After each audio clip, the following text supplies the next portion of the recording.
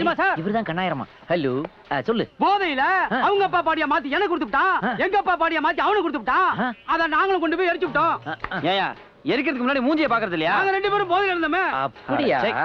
இதெல்லாம் ஒரு பிரச்சனையாடா? சட்டி தானடா மாறி இருக்கு, மறுபடியும் சட்டியை மாத்திக்க வேண்டியதானே? அது எப்படி? எங்க அப்பனை கொல்லி வைக்கல எனக்கு பாக்கி இல்ல, அதுக்கு பரிகாரம் ஏதாவது வேணும்ல? என்னப்பா பரிகாரம் ஸ்வீட்காரங்கறான்? ஐயோ உங்களுக்கு கொஞ்சம் கூட புரிய மாட்டேங்குது சார். எங்க அப்பா உயிர் எழுதும் போது கொல்லி வைக்கணும் தான் சொத்து எழுதி வச்சு விட்டான். இவனும் போய் எங்க அப்பாவை எரிச்சு விட்டான். இப்ப உயிர் பிரகாரம் சொத்து பூரா அவனுக்கே வேணும்னு சொல்லி தகராறு பண்றான் சார். உண்மையிலேயே ஒரு திருப்பு முனையான கேஸா தான்ப்பா இருக்கு. ஏன்பா உங்களுக்குள்ள பேசி சுமூகமா பிரிச்சுக்க வேண்டியதானே? அதெல்லாம் முடியாது. இவங்க அப்பா சொத்துல இருந்து ஒரு நயா பைசா கூட இவனுக்கு தர மாட்டேன். உங்க ஃபாதர்களுக்காக இவ்வளவு அடிச்சுக்கிறீங்களே, உங்க ஃபாதர் என்னவா இருந்தாரு? எங்க அப்பா காலையிலே கஞ்சி அடிச்சு விட்டு கண்ட வீட்டுல மல்லாந்து கிடப்பாரு. சீ, நான்சென்ஸ், இடியட். உங்க ஃபாதர் காலையிலே கோட்டை அடிச்சிட்டு கவுந்து கிடப்பாரு. உங்க அப்பா ஒரு முகேஷ் அம்பானி, உங்க அப்பா ஒரு அனில் அம்பானி நினைச்சு தாண்டா உங்களுக்காக பேச வந்தேன்.